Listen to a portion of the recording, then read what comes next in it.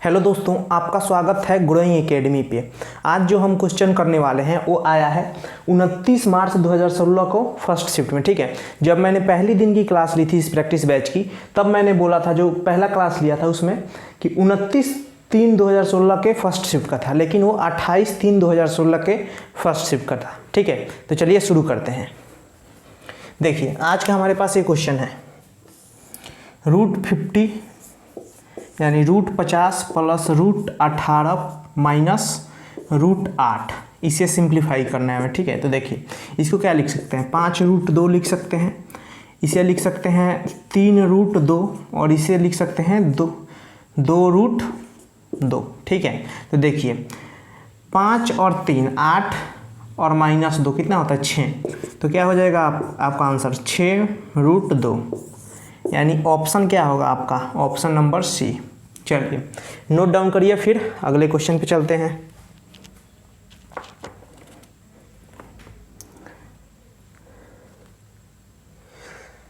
चलिए रफ करते हैं इसे। क्वेश्चन नंबर 73 था ये।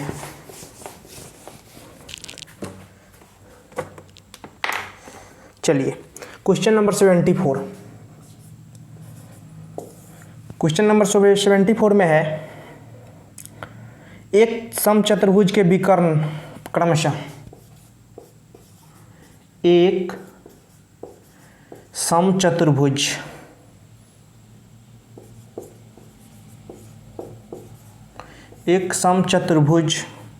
के विकर्ण क्रमशः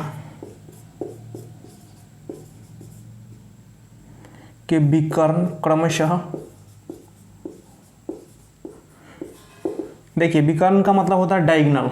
ठीक है, इंग्लिश में डायगोनल बोलते हैं इसे। देखिए विकर्ण क्रमशः 8 मीटर तथा 6 मीटर है। ठीक है, 8 मीटर तथा 6 मीटर है। तो क्षेत्रफल बताइए, देखिए ऑप्शन है आपके पास 48A, मीटर स्क्वायर में है सब। ऑप्शन बी है 24 मीटर स्क्वायर। ऑप्शन सी है 12 मीटर स्क्वायर और ऑप्शन डी है 96 मीटर स्क्वायर। ठीक है, देखिए क्वेश्चन में बोला गया है कि एक समचतुर्भुज है। ठीक है, क्वेश्चन में क्या बोला गया है, एक समचतुर्भुज है तो उसका क्षेत्रफल बताना है। उसका हमें साइड नहीं दिया गया है, सिर्फ उसका 2 डायगोनल दिया गया है। 2 डायगोनल होता है, दोनों दिया गया है। तो देखिए ये समचतुर्भुज होता है। समचतुर्भुज क्या होता है, जिसकी सभी साइडें बराबर होती हैं। ठीक है, समचतुर्भुज तो नहीं बना, उस टाइप से थोड़ा थोड़ा बन गया है। ठीक है, तो देखिए एक तो डायगोनल ए हो गया और एक ए हो गया, यानी अगर ए D1 है और ए D2 है, ठीक है, मान लीजिए साइड ए है, तो देखिए इसका क्षेत्रफल होता है D1 इंटू D2 और इसको आधा कर दीजिए। ठीक है, ये क्षेत्रफल होता है जब आपके पास डायगोनल गिवन हो, यानी डायगोनल दिया गया हो। तो देखिए 1/2 इंटू 8 इंटू 6 कितना हो गया 24। 8 × 48 का आधा करेंगे तो 24 मीटर स्क्वायर, यानी आपका ऑप्शन नंबर बी होगा। ठीक है, ऑप्शन नंबर बी। चलिए नोट डाउन करिए, फिर स्क्रीनशॉट लीजिए इसे।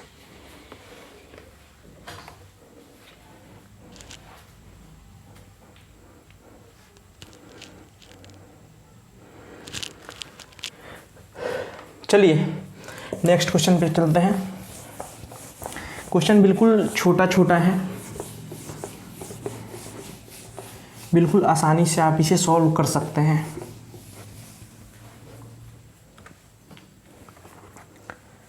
चलिए क्वेश्चन नंबर 75, 75 नंबर क्वेश्चन है,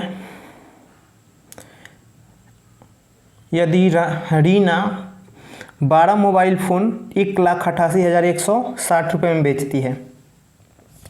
प्रॉफिट एंड लॉस का क्वेश्चन है, यदि रीना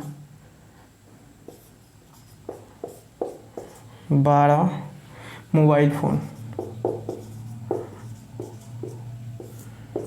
12 मोबाइल फ़ोन 1,88,000 1,88,160 रुपये में बेचती है।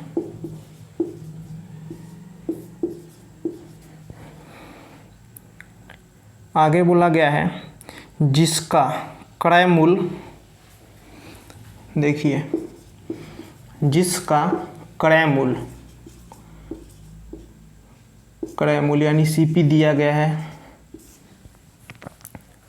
14,056 रुपया, 14,056 रुपये है, 14,056 रुपये प्रति फ़ोन है, प्रति फ़ोन यानी एक फ़ोन का दाम कितना है 14,056 रुपये। ठीक है, तो लाभ बताइए, तो उसका कुल लाभ बताइए, कुल लाभ बताइए। देखिए ऑप्शन क्या है, ऑप्शन ए है 19,488, ऑप्शन बी है 17,621 और ऑप्शन सी है 21,014, ऑप्शन डी है 18,958। ठीक है, देखिए प्रॉफिट एंड लॉस का ये क्वेश्चन है। ठीक है, देखिए रीना है कोई 12 मोबाइल खरीदती है 1,88,160 रुपये में। ठीक है, यानी बेचती है, खरीदती नहीं बेचती है, और उसने एक जो मोबाइल खरीदा है उसको रेट पड़ा है 14,056 रुपये। ठीक है, तो कितना लाभ हुआ उसे, परसेंट में नहीं बताना दोस्तों, परसेंट में नहीं बताना उसे, सिर्फ कुल लाभ बताना है। ठीक है, देखिए 12 फ़ोन का दाम कितना है 1,88,160 रुपये है। ठीक है, एसपी है ये, सेलिंग प्राइस।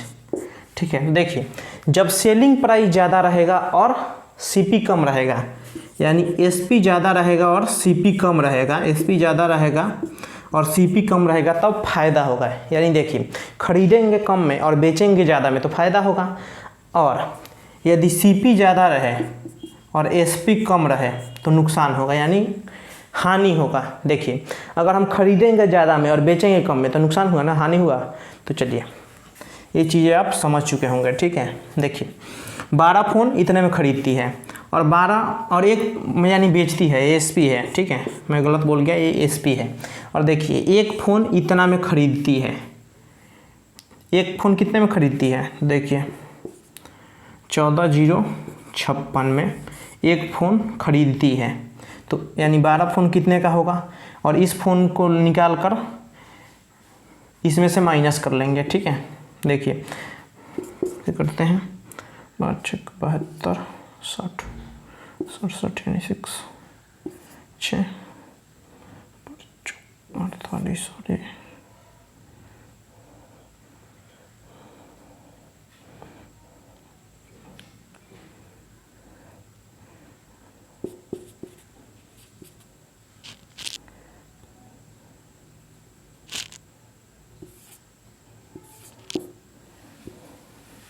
देखिए ये हो जाएगा 1,66,672।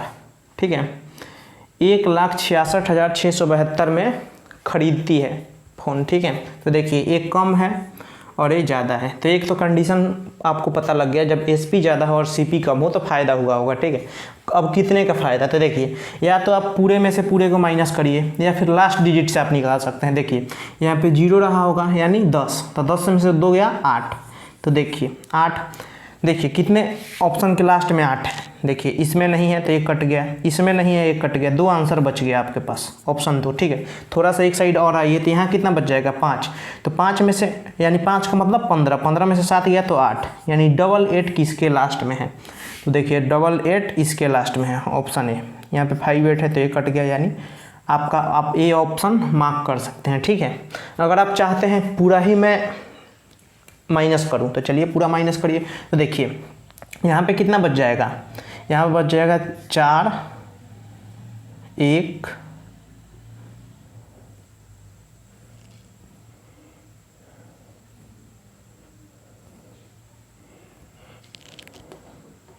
यहाँ पे गलती हो गया क्या ये? कैलकुलेशन एक बार मैं चेक कर लेता हूँ इसको। 72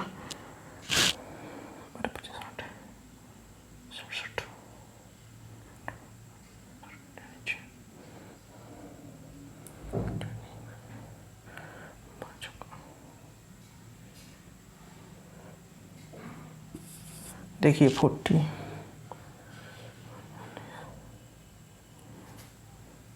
ये होगा, यहाँ 6 नहीं होगा 8 होगा, ठीक है। कैलकुलेशन में थोड़ा सा मिस्टेक हो गया था। अब देखिए, तो देखिए यहाँ पे कितना हो गया, 88 तो रहेगा आपका, ठीक है। देखिए 88 रहेगा। यहाँ पे आपका कितना होगा, 10 में से 6 गया 4। यहाँ देखिए 17 में से 8 गया 9, और 7 में से 1 गया 6 गया 1, यानी 19,488 हो गया, ठीक है। 19,488 आपका आंसर हो गया। अगर आप चाहते तो लास्ट 2 डिजिट से चेक कर सकते थे, ठीक है। तो आपका ऑप्शन ए हो जाता। वैसे भी ऑप्शन यही है, ठीक है, वैसे भी ऑप्शन यही है, ऑप्शन यही है आपका, ठीक है। चलिए नोट डाउन करिए, फिर स्क्रीनशॉट लीजिए इसका। कई क्वेश्चन ऐसे होते हैं जहाँ पे आप लास्ट डिजिट से आपका काम हो जाएगा। आप अंतिम अंक देखें और आंसर मार्क करें, ठीक है। चलिए इसे मिटाते हैं और अगले क्वेश्चन पे चलते हैं।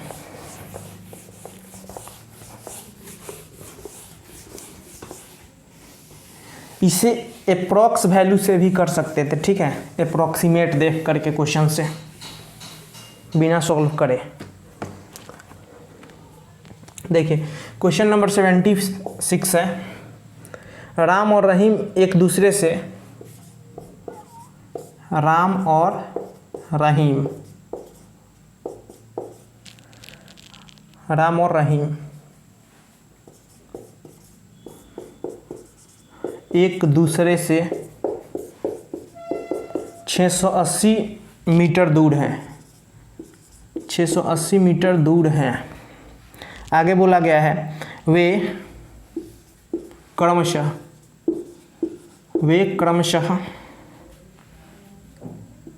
8 मीटर पर सेकेंड तथा 9 मीटर पर सेकेंड की गति से एक दूसरे की ओर चलते हैं, की गति से एक दूसरे की ओर चलते हैं, की ओर चलते हैं। तो ये कितने समय बाद मिलेंगे?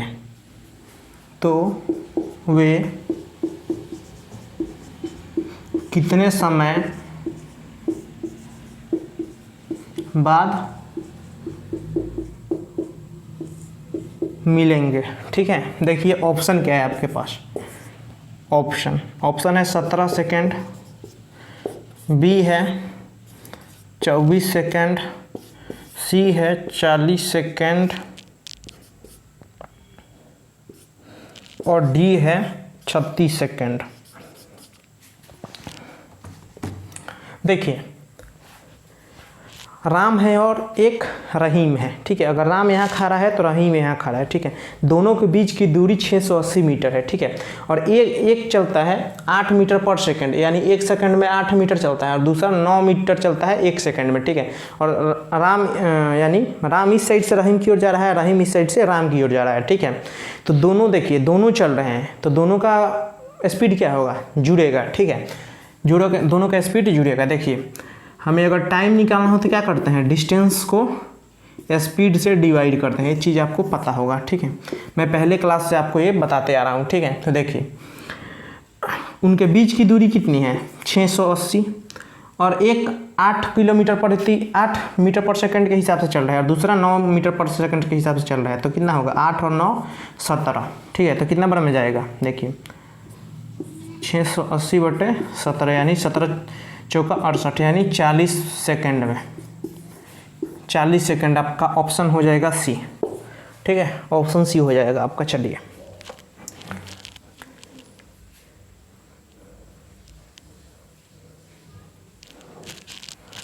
ऑप्शन सी हो जाएगा। चलिए इसे रफ करते हैं और अगले क्वेश्चन पे चलते हैं।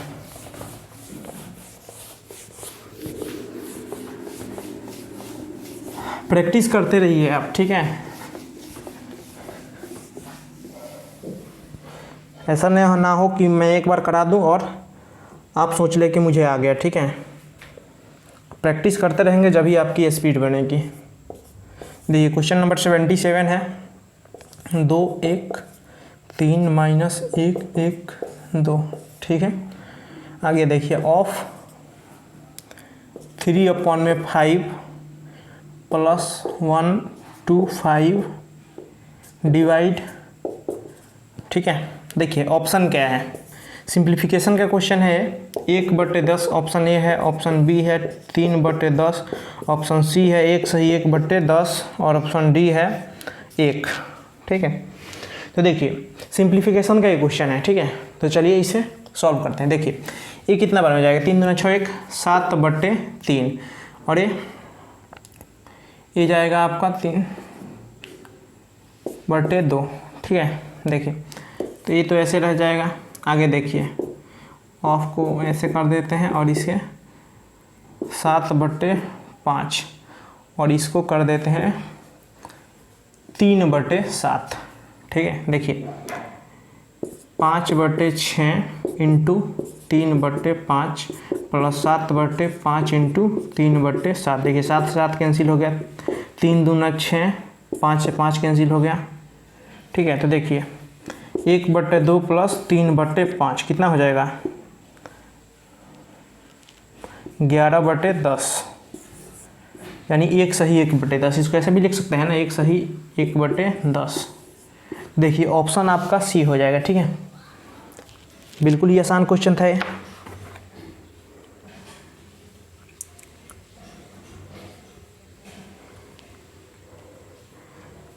चलिए इसे रफ करते हैं और अगले क्वेश्चन पे चलते हैं।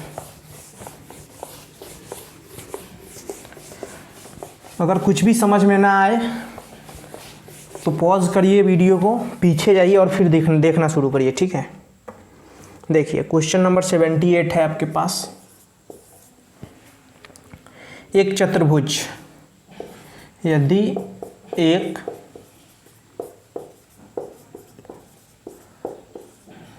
चतुर्भुज के कोणों का अनुपात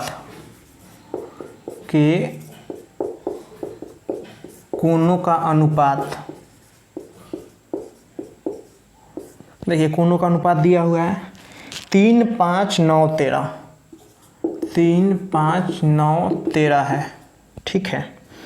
तो सबसे बड़ा कोण बताइए, तो सबसे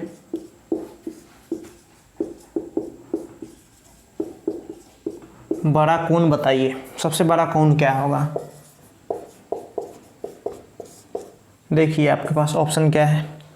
ऑप्शन ए है 165 डिग्री में है, ऑप्शन बी है 180 डिग्री, ऑप्शन सी है 156 डिग्री और ऑप्शन डी है 190 डिग्री,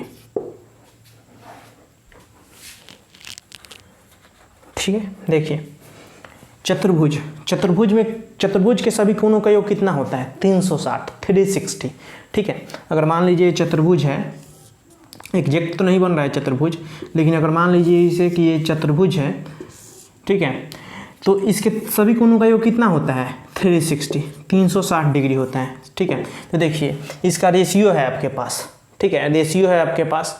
तो देखिए एक 3 है, एक 5 है, एक 9 है और एक 13 है, ठीक है। और सबसे बड़ी कोणों का मतलब पूछा गया, ठीक है, कि सबसे जो बड़ा कोण होगा उसका क्या होगा, सबसे बड़ा कोण। तो देखिए ये किसके बराबर होगा, यानी अगर हम इसे x मान लें, यानी 3x plus 5x plus 9x plus 13x, तो किसके बराबर होगा, 360 के बराबर है, यानी 360 के। अगर इसे ऐड करें तो देखिए इसे ऐड करेंगे तो कितना होगा, 8 और 9 17 13 30 के बराबर होगा, ठीक है। तो ये 360, तो x की वैल्यू क्या आएगी, x की वैल्यू आएगी 12। हमारे पास x की वैल्यू क्या है, x की वैल्यू 12 है। अगर हम इसे 13 से मल्टीप्लाई करें, क्योंकि सबसे बड़ा वैल्यू क्या है, 13 है, सबसे बड़ा कोण 13 होगा, तो 13 से मल्टीप्लाई करेंगे तो कितना आएगा, 130 और 156 आएगा, 130 और 26 156 आएगा, ठीक है। यानी ऑप्शन आपका सी हो जाएगा, ठीक है, ऑप्शन सी हो जाएगा। और अगर हम सॉल्व ना करना चाहें, हम ऑप्शन से चेक करना चाहें, ठीक है, तो देखिए सबसे बड़ा वैल्यू क्या है, 13 है, यानी जो भी ऑप्शन में 13 का मल्टीपल होगा वो हमारा आंसर होगा, ठीक है, वो हमारा आंसर होगा। क्यों? क्योंकि देखिए जब भी हम मल्टीप्लाई करेंगे तो 13 से तो करेंगे ही करेंगे, क्योंकि 13 सबसे बड़ा एंगल है, सबसे बड़ा कोण है। तो देखिए इसको मल्टीप्लाई करेंगे 13 से तो होगा नहीं होगा, ये होगा नहीं होगा, ये हो जाएगा और ये नहीं होगा, यानी ऑप्शन हमारा सी वैसे भी आ सकता है। बिना सॉल्व करे, बिना पेन चलाए हम इसका आंसर निकाल सकते हैं, ठीक है। चलिए नोट डाउन करिए, फिर अगले क्वेश्चन पे चलते हैं।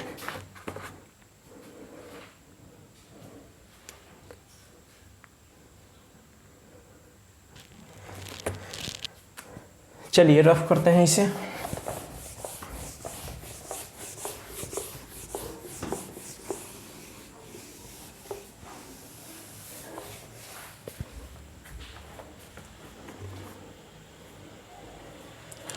देखिए एक एलसीएम एचसीएफ का क्वेश्चन है 79 नंबर, क्वेश्चन नंबर 79 है। देखिए क्वेश्चन में बोला गया है यदि x एक अभाज्य संख्या है, यदि x एक अभाज्य संख्या है, यदि x एक अभाज्य संख्या है तो x और इसकी क्रमिक संख्याओं का एलसीएम कितना होगा। तो x और इसकी क्रमिक, क्रमिक का मतलब होता है क्रम से, ठीक है, क्रम से, क्रमिक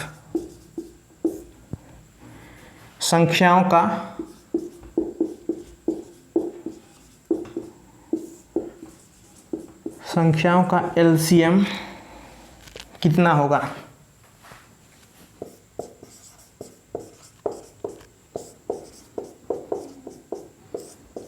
देखिए आपके पास ऑप्शन है, x के फॉर्म में ऑप्शन है आपके पास।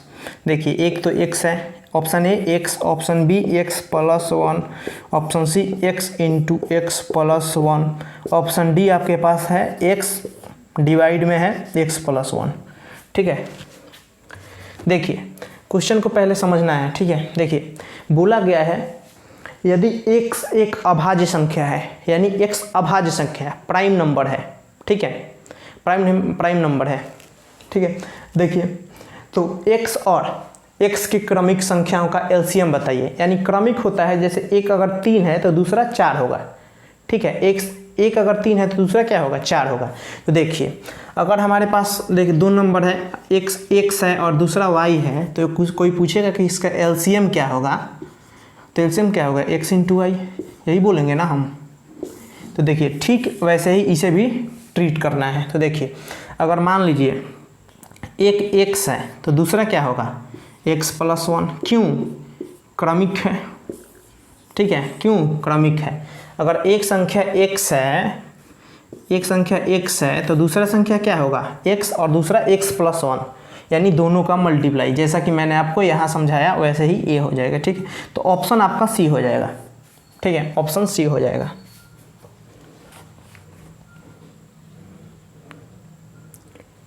चलिए नोट डाउन करिए, फिर स्क्रीनशॉट लीजिए, फिर अगले क्वेश्चन पे चलते हैं।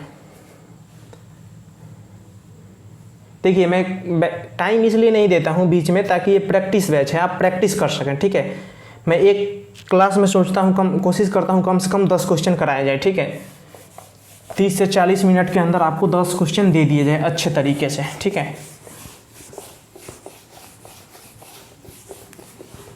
तो अगर आपको कुछ समझ में ना आए तो वीडियो पॉज करें और फिर समझ सकते हैं, ठीक है, पॉज कर ले और थोड़ा टाइम मिल जाएगा सोचने के लिए, उसको सोच ले और फिर आगे बढ़ जाएं, ये भी एक तरीका हो सकता है, ठीक है। देखिए क्वेश्चन नंबर 80, देखिए क्वेश्चन में बोला गया है स्मिता एक काम को 12 दिन में समाप्त कर सकती है। स्मिता है कोई, स्मिता एक काम को 12 दिन में समाप्त कर सकती है।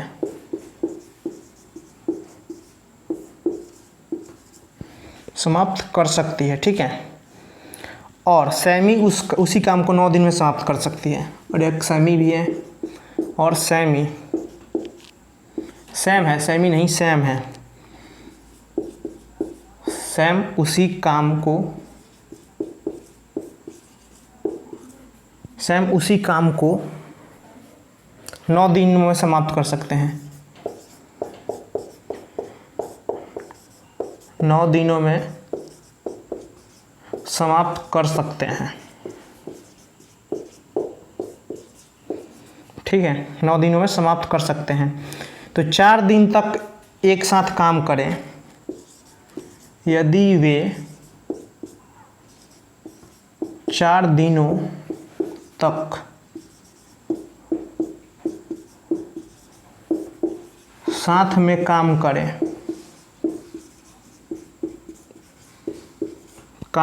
तो काम का कितना हिस्सा बच जाएगा, कितना हिस्सा बच जाएगा। देखिए ऑप्शन ए है आपके पास 1/2, ऑप्शन बी है 7/9, ऑप्शन बी है 7/9 और ऑप्शन सी है 2/9 और ऑप्शन डी है 1/4, ठीक है। ऑप्शन डी है 1/4।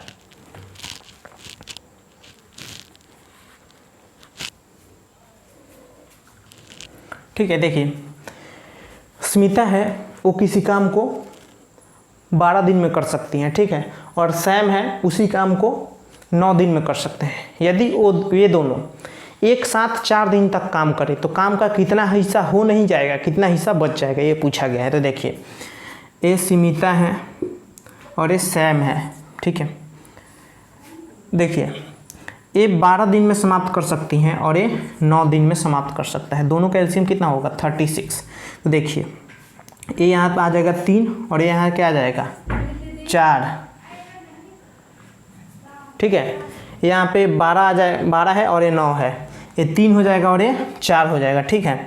यानी दोनों मिलकर एक दिन में 7 काम करेंगे। दोनों मिलकर एक दिन में कितना काम करेंगे 7 काम करेंगे। तो देखिए 36/7, ठीक है। 36 एक दिन में 7 काम करेंगे तो 4 दिन उन्हें काम करवाना है, ठीक है।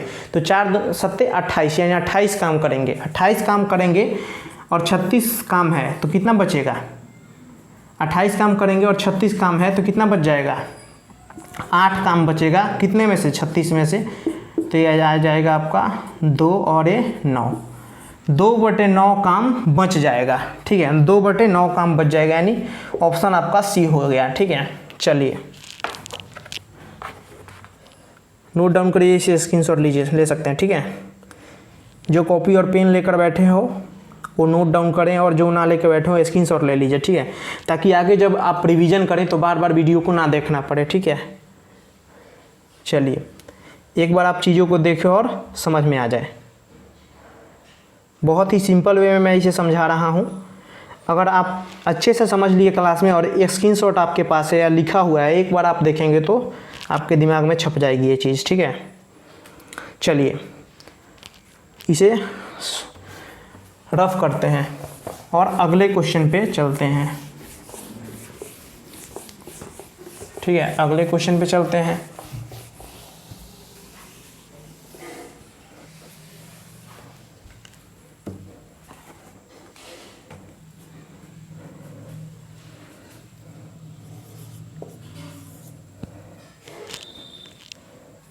देखिए एक कक्षा में के 27 विद्यार्थियों की औसत आयु 22 है। देखिए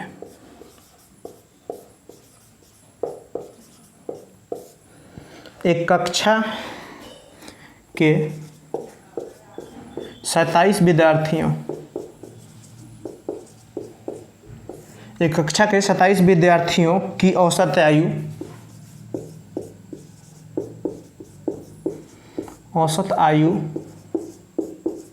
22 वर्ष है, ठीक है। 22 वर्ष है। आगे देखिए आगे बोला गया है इसमें अध्यापक की आयु शामिल कर ली जाती है यदि इसमें अध्यापक की आयु शामिल कर ली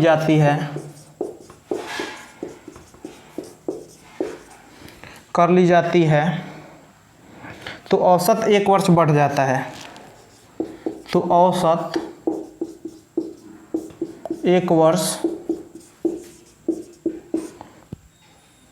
वर्ष बढ़ जाता है तो अध्यापक की आयु बताइए। तो अध्यापक की आयु बताइए। देखिए ऑप्शन आपके पास क्या है। ऑप्शन है 42, ए 42 है, बी 48 है, सी 50 है और डी 52 है। ठीक है, देखिए बोला गया है एक क्लास है 27 बच्चों का, ठीक है, उसका औसत है 22 वर्ष।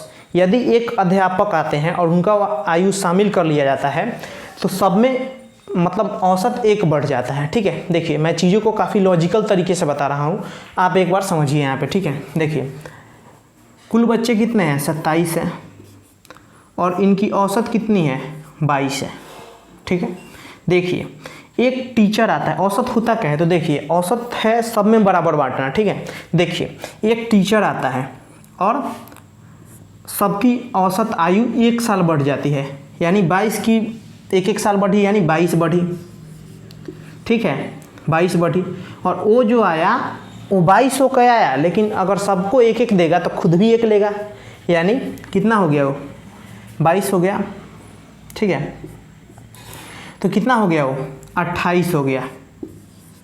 ठीक है, 22 मतलब वो सबको दे कर आया और 1 था तो कितना लेकर आया, 28। ठीक है, तो कितना हो गया, देखिए 0 और 4 1 5, उसकी आयु कितनी हो गई, 50 साल की हो गई। 50 साल होकर आया, 50 साल का हो करके आया।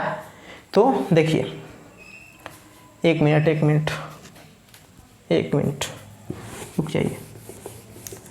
देखिए मैंने शायद गलत समझा दिया यहाँ पे, ये 27 है नंबर स्टूडेंट, यानी ये छात्र हैं। ठीक है, और ये आयु है इनकी। ठीक है, मैं गलत समझा दिया था यहाँ पे। देखिए यहाँ बोला गया है 27 छात्र जो हैं उनकी औसत आयु 22 है। तो जब एक टीचर आएगा तो वो कितना, 27 है तो 27 में 1 बांटेगा। कितना में बांटेगा, 27 में 1 बांटेगा। तो कितना बांट दिया, 27, और खुद 22 होकर थोड़ी ना आएगा। जब सबको 23 मतलब सबको 1 देगा, यानी औसत आयु 1 वर्ष बढ़ा देगा, तो खुद भी तो 23 बन के आएगा। तो देखिए 23 बन के आया तो ये कितना हुआ, 50, यानी जब उसकी आयु कितनी है, 50 साल है, तो उसकी आने से आयु 1 साल यानी 23 हो जाती है। ये पहले वाली है और एक नई इतनी हो जाएगी। ठीक है, वैसे आपका आंसर ये है। चलिए नोट डाउन करिए या फिर स्क्रीनशॉट लीजिए इसका।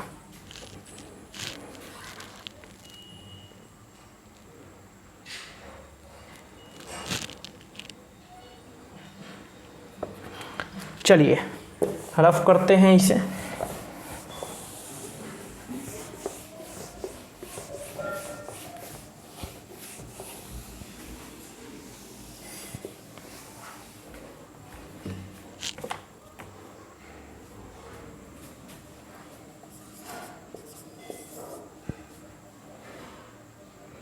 देखिए बोला गया है अंकित मूल्य पर, क्वेश्चन नंबर 82 है। देखिए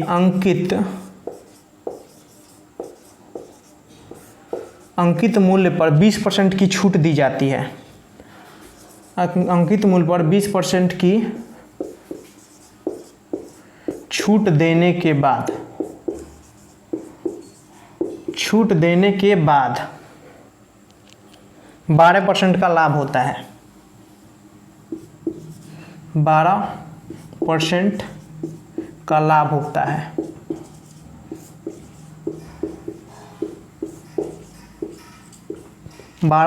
का लाभ होता है।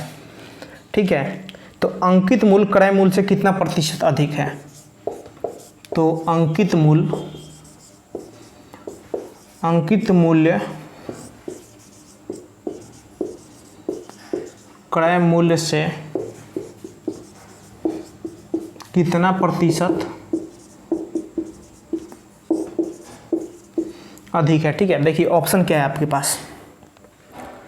ऑप्शन ए है 40%, ऑप्शन बी है 32%, ऑप्शन सी है 25% और ऑप्शन डी है 8%। ठीक है, देखिए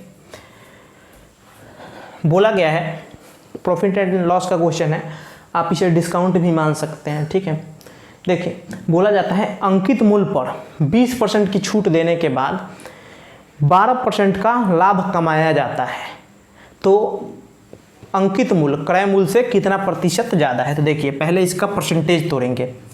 मैंने परसेंटेज तोड़ना और परसेंटेज से रिलेटेड जितने भी क्वेश्चन थे मैंने परसेंटेज में करा दिया है। अगर आपने नहीं देखा होगा तो आप वहाँ जाकर देख सकते हैं। देखिए 20% को तोड़ेंगे तो कितना बन जाएगा, 1/5 बन जाएगा। यानी ये क्या है, ये छूट है। और छूट किस पे दी जाती है, MP पे, यानी मार्क प्राइस पे, अंकित मूल्य पे छूट दी जाती है। ठीक है, तो देखिए ये रहा CP, ये रहा SP और ये रहा MP। तो देखिए अगर MP 5 हो और 1 का छूट दिया जाए, यानी किसी वस्तु का दाम अगर 5 लिखा हो, मूल्य 5 हो और 1 छूट दिया जाए तो कितने में बेचा गया होगा, 4 में। तो देखिए ये भी 4 हो जाएगा और ये भी 4 हो जाएगा। ठीक है, यहाँ पे खाली अंक था तो इसे भर दिए। देखिए फिर बोला गया 12% का लाभ कमाता है, 12% का। ठीक है, तो 12% का मतलब क्या हो गया, 3/25, 3/25। यानी देखिए ये लाभ है, क्या है, लाभ। यहाँ लाभ लिखा है ना तो ये लाभ हो गया, यहाँ छूट लिखा था तो ये छूट हो गया था। देखिए ये लाभ हो गया। और लाभ किस पे होता है, आप सोच कर बताइए लाभ किस पे होता है। जैसा कि मैंने पिछले क्वेश्चन में बताया कि अगर SP यानी विक्रय मूल्य ज़्यादा हो और क्रय मूल्य कम हो तब फायदा होगा। ठीक है, तो देखिए फायदा होगा। ठीक है, तो देखिए अगर लाभ किस पे होता है, लाभ जितना खरीदते हैं, अगर मान लीजिए कोई चीज़ मैं 25 का खरीदूं और 30 में बेचूं तो 5 रुपये का लाभ हुआ, यानी क्रय मूल्य से लाभ जोड़ते हैं। ठीक है, तो देखिए ये क्या हो गया, क्रय मूल्य, इसे CP बोल देते हैं, कॉस्ट प्राइस। ठीक है, तो देखिए अगर 3 का लाभ हो गया होगा और 25 क्रय मूल्य है तो कितने में बेचा गया होगा, 28 में। तो देखिए क्रय मूल्य कितना है, 25 और बेचा कितना गया होगा, 28 में। तो देखिए ये भी 28 हो गया, खाली स्थान था पीछे वाले से भर दिए।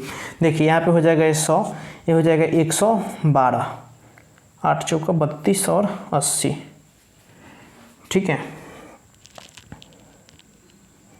आगे देखिए यहाँ हो जाएगा 140, 8 पंचे 40, 100।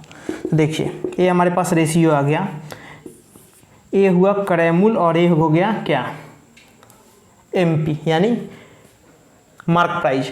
तो पूछा गया है अंकित मूल्य क्रय मूल्य से कितना प्रतिशत ज़्यादा है, तो कितना प्रतिशत ज़्यादा है, देखिए 40% आपको दिख ही रहा है। अगर आप ऐसे करना चाहते हैं, देखिए 40/100 यानी एक क्या हो, CP और परसेंट बनाना है तो 100 से, तो 100 से 100 ऐसे भी कैंसिल हो गया, यानी 40%। तो आप इसको यहाँ देख कर भी मार्क कर सकते हैं, यानी ऑप्शन क्या हो जाएगा, ऑप्शन ए आपका हो जाएगा, राइट आंसर ऑप्शन है। ठीक है, चलिए नोट डाउन करिए, फिर अगले क्वेश्चन पे चलते हैं।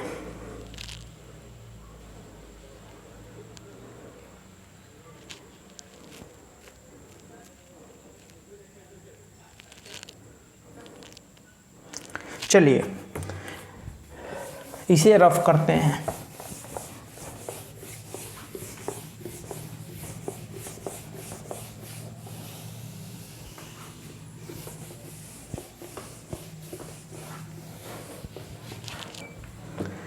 देखिए क्वेश्चन नंबर 83 है हमारे पास, ट्रिगोनोमेट्री से क्वेश्चन है। देखिए क्वेश्चन में है आपके सामने sin स्क्वायर 30 डिग्री इंटू है cos square 45 degree plus 4 tan square 30 degree plus half क्या है sin स्क्वायर 90 डिग्री, ठीक है, minus 2 cos square 90 degree, 2 cos square 90 degree plus 1/24, ठीक है। और देखिए ऑप्शन क्या है आपके पास, देखिए ऑप्शन ए है आपके सामने, ऑप्शन ए 3, बी 4, सी 2 और डी, ऑप्शन डी है आपके पास 1, ऑप्शन डी आपके पास है 1। तो देखिए पहले इस क्वेश्चन को सॉल्व करने के लिए आपको एक टेबल आता है ट्रिगोनोमेट्री में, sin 0 क्या होता है, sin 30 क्या होता है, sin 45 क्या होता है, sin 60 क्या होता है और sin 90 क्या होता है, ठीक है। आपको इसे लर्न करना पड़ेगा एक बार, ठीक है, फिर आप क्वेश्चन को आसानी से कर सकते हैं। देखिए sin 30 का वैल्यू क्या होता है 1/2, तो 1/2 को स्क्वायर करेंगे तो 1/4 हो जाएगा, ठीक है। देखिए फिर इसको मल्टीप्लाई करना है cos 45 से, तो cos 45 क्या होता है, cos स्क्वायर 45 है, तो cos स्क्वायर 45, cos 45 क्या होता है 1/√2, तो कितना हो जाएगा 1/2 हो जाएगा। फिर देखिए tan 30 क्या होता है 1/√3, तो 4 से मल्टीप्लाई करेंगे तो यानी 4/3 हो जाएगा। प्लस में देखिए sin 90 0 होता है, तो ये तो 0 बना देगा, ठीक है, sin 90 0 होता है, देखिए ये तो 0 बन जाएगा। फिर आगे देखिए ये होता है cos, तो ये हो जाएगा 1, यानी ये 2 हो जाएगा, और फिर क्या बचेगा 1/24। देखिए यहाँ पे इसे सॉल्व करते हैं तो 1/8 प्लस 4/3 माइनस 2 प्लस 1/24, ठीक है। देखिए यहाँ पे कुल क्या आ गया 24, यानी 3 प्लस और ये क्या आ जाएगा 8 चौका 32, और ये फिर 24 तो ना पे एक है ना, तो ये माइनस का 48 और ये कितना आ जाएगा प्लस में 1, प्लस में 1। देखिए कैलकुलेशन में कहीं मिस्टेक हो रहा है क्या, वैल्यू हमने सही तो रखी है, चलिए मिस्टेक हो रहा है कहीं, एक बार मैं चेक कर लेता हूँ, एक बार रुक जाइए। 1/8 4/3 1/2,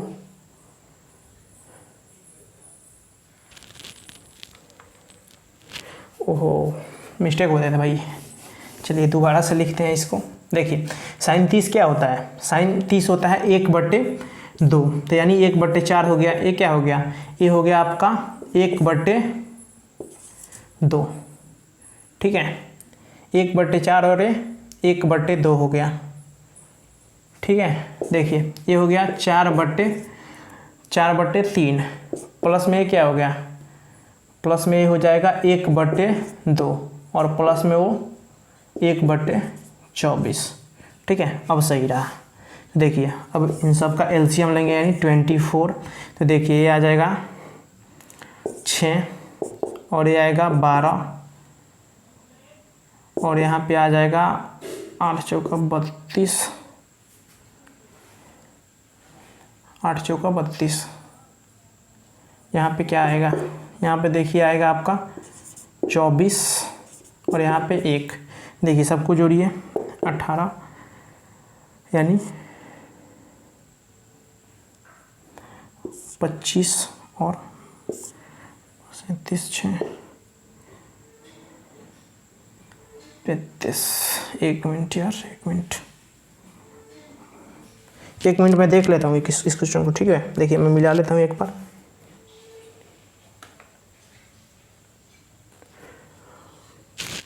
यार यहाँ पे ये मल्टीप्लाई था भाई, यहाँ पे मल्टीप्लाई था यार, मल्टीप्लाई था यहाँ पे 1/8 प्लस में 4/3 प्लस 1/2 प्लस 1/24, ठीक है। अब कहीं मिस्टेक तो नहीं हो रहा है ना। देखिए 24, तो ये कितना बार में जाएगा 3 बार में, ये कितना बार में जाएगा 8 चौका 32, ठीक है। ये कितना बार में जाएगा 12 बार में, ठीक है, और ये 1, तो देखिए कितना हो जाएगा 35 और 35 और 2 37 और 47 और 1 48, 48/24 यानी 2। आंसर 2 आ जाएगा यार, आंसर 2 आ जाएगा, क्योंकि हम यहाँ पे मिस्टेक कर रहे थे, ठीक है, यहाँ पे मिस्टेक हो रहा था थोड़ा सा लिखने में। चलिए नोट डाउन करिए, फिर अगले क्वेश्चन पे चलते हैं। चलिए लास्ट क्वेश्चन देखते हैं आज का, ठीक है। आज का लास्ट क्वेश्चन है 84।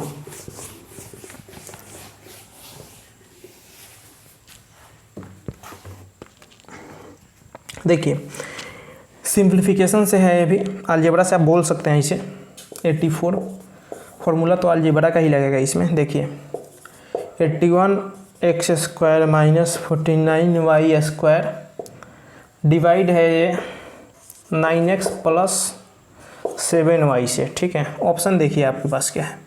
ऑप्शन ए है 9x plus 7y, option B है आपके पास 9x minus 7y, option C है 9x, ऑप्शन डी है 7y, ठीक है। देखिए ये आपको क्या दिख रहा है, a² माइनस b² दिख रहा है ना। देखिए ये क्या हो गया, यहाँ पे मुझे 9x दिख रहा है और यहाँ पे 7y, ठीक है 7y। देखिए a² माइनस b² बराबर क्या होता है, a plus B into A minus B, ठीक है। यही चीज़ दिख रहा है हमें। तो देखिए इसे 9x plus 7y into 9x minus 7y लिख सकते हैं ना ऐसे। और ये है 9x प्लस 7y, यानी ये प्लस वाला कट गया तो माइनस वाला बच गया, यानी 9x माइनस 7y। ऑप्शन क्या है आपके पास, ऑप्शन है आपके पास बी, ठीक है। चलिए नोट डाउन करिए, फिर स्क्रीनशॉट लीजिए इसका।